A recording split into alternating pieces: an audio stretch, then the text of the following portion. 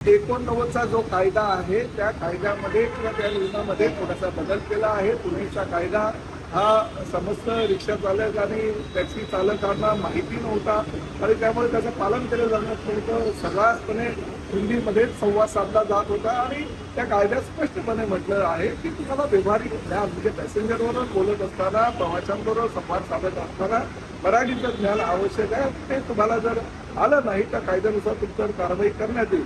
परंतु ते योग्य प्रकारे आमच्या लोकांनी सुद्धा सर्वसामान्य प्रवाशांपर्यंत किंवा रिक्षा चालक आणि टॅक्सी चालकांपर्यंत पोहोचवलं नव्हतं म्हणून ही कारवाई होत नव्हती.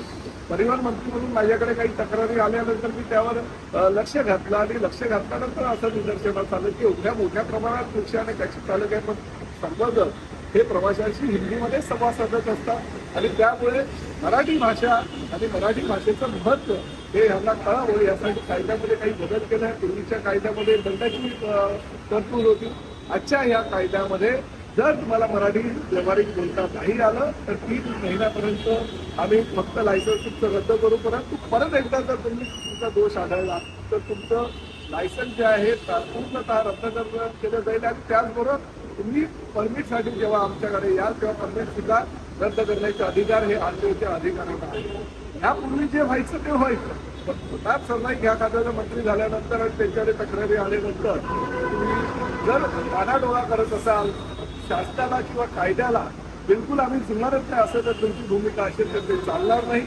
आम्ही मुदत दिली होती. तुमच्या काही राजकीय पक्षाचे नेते आले होते त्यांनी आम्हाला 3 महिन्याची मुदत मागितली. मी जवळजवळ 105 दिवसांची मुदत दिली आणि त्या मुदतीमध्ये जवळजवळ 1,35,000 रिक्षा आणि टॅक्सी ड्रायव्हरनी मराठीचे धडे घेतले. कोकण मराठी साहित्य परिषद आणि मुंबई मराठी साहित्य संघाच्या माध्यमातून 1600 शिक्षक तैनात केले गेले होते.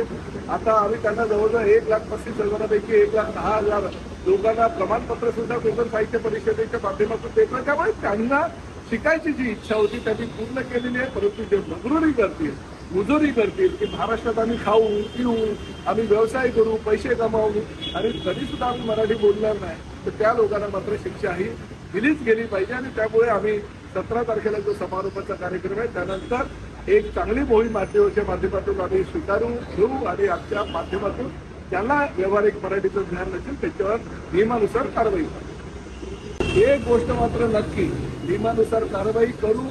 जर तुम्हाला त्या कारवाई बद्दल काही अजूनही आक्षेप असेल तर माझ्यापर्यंत आला. परंतु महाराष्ट्रामध्ये जर व्यवसाय करायचा असेल महाराष्ट्रामध्ये रिक्षा टॅक्सी चालवायची असेल तर मराठीचं ज्ञान आवश्यक आहे.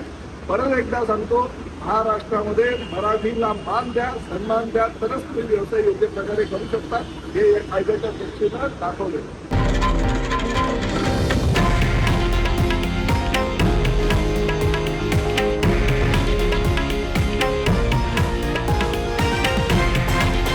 हे आहे देशातील नंबर 1 न्यूज नेटवर्क आणि आपण पाहत आहात TV9 मराठी, एकमेव.